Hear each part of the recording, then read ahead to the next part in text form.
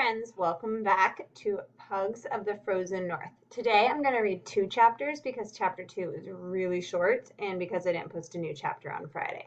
So if you remember all the way back to when you listened to chapter 1, in this chapter, Shen was on a ship and it turned into winter all of a sudden and the waves froze everything. So they abandoned ship, but Shen wanted to save all 63 little pugs and no one else wanted to. So he jumped off with the pugs and now he is stranded with them. Shen could still hear the snowmobile's engine buzzing like a distant bee. He started after it, following the scratch marks that its tracks had left along the troughs between the waves. The pugs seemed to understand now that they were meant to come with him, and they did. But they weren't used to walking on ice.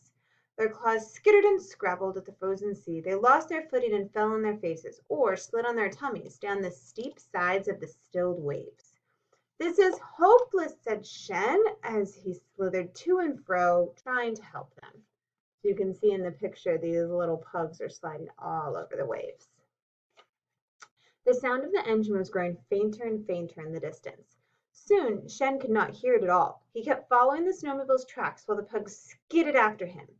Big feathery flakes of snow began to fall. It made the pugs sneeze and covered the tracks completely. Through the snowflakes, Shen saw something on the ice ahead. It was one of the crates from the snowmobile trailer. It had burst open, and a pile of woolly sweaters had spilled out. Shen guessed it hadn't fallen off the trailer by accident.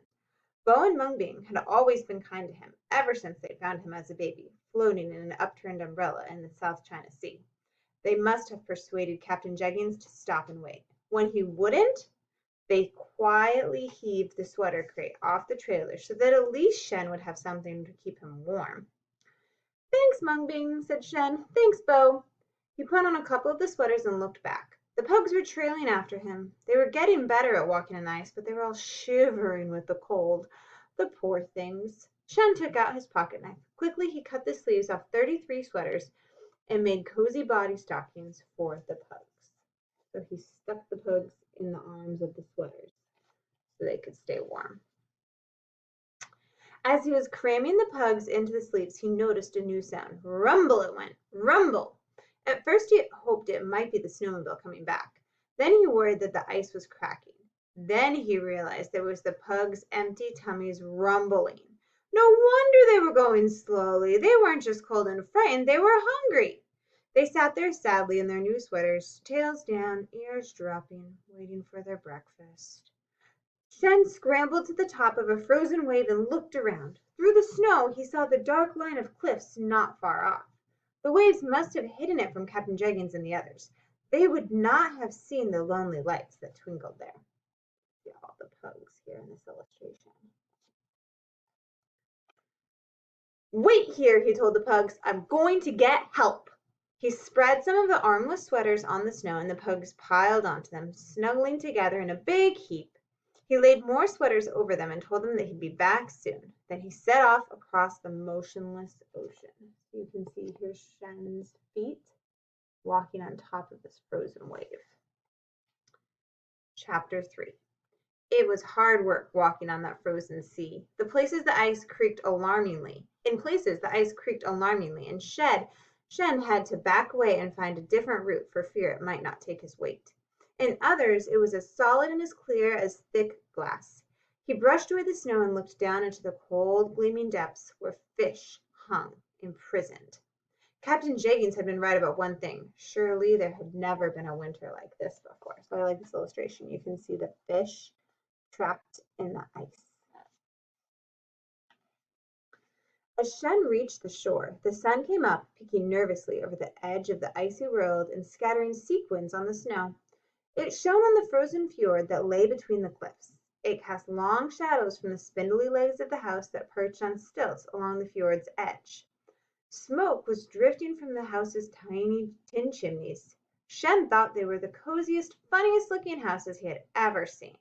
How nice it must be to live in a house on stilts. He ran up the frozen beach toward the nearest.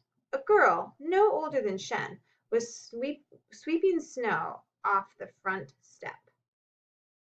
So these houses are on stilts, so they stay up above the snow. Above the door, some letters had been nailed to a wooden plank. They spelled out a mysterious message. P.O. of ice. What's a Po of ice? Asked Shen. The girl looked up. She had a round face. You can see this is the building he was talking about. And her cheeks were rosy with the effort of sweeping. It's supposed to say post office, she said, but the S and the T blew away. Also one of the F's. She tossed her broom aside and held out a small mittened hand for Shen to shake. I'm Sika. Who are you? I'm Shen. I've been shipwrecked. Oh, please, I need help and dog food. Sika frowned. She had thick black eyebrows like lines drawn with charcoal. They were very good for frowning with. You have dogs? Yes. They're waiting out on the ice. I have to get them to shore quickly before the ice melts. Oh, it won't melt, said Sika. Don't you know what this is? Didn't you notice how suddenly the cold came? This is no ordinary winter. This is a magical winter. A once-in-a-lifetime winter. My grandpa has told me about winters like this. So here's Sika trying to get the ice off the roof. That ice won't melt till spring. But tell me about your dogs. How many do you have? 66, said Shen. 66? Yes. So I'm afraid you're going to need a lot of food, said Shen. And I don't have any money. Sika was looking at him and her eyes sparkled just as brightly as the sunlit snow. Never you mind money. If I give you some dog food, could I have some of your dogs? Shen shrugged. He hadn't really thought yet about what he was going to do with 66 pugs. He supposed he couldn't keep them. Not all of them, anyway. And this Po of ice looked like the sort of place where pugs might be happy. Yes, he said. Sika turned and ran inside the Po of ice. Shen had glimpsed through the door as it closed behind her. It was snug and cluttered inside, and he saw shelves with tins of soup and racks of tools and big bins labeled oatmeal and syrup. The Po of ice wasn't just a post office. It was the general store as well. But it didn't look as if it was a very busy one. Ma! Grandpa! He could hear Sika shouting, I'm going to help a boy who's been shipwrecked. He's had dogs. He's going to give us some. A moment later, she came slamming back out, carrying a bin nearly as big as she was. This one was labeled dog food. Come on, she said. We'll use Grandpa's sled to get out to your camp on the ice. Then Shen helped her carry the dog food bin around the side of the Po of ice to a shed. Then Sika booted the door open. The pale snow light shone in. You can see the materials that are in the general store. The pale snow light shone in and showed Shen a strange shape buried in tarps. As his eyes got used to the dim light, Shen saw that it was a magnificent sled with a sleek whalebone runner. I've never seen a sled like that, he gasped.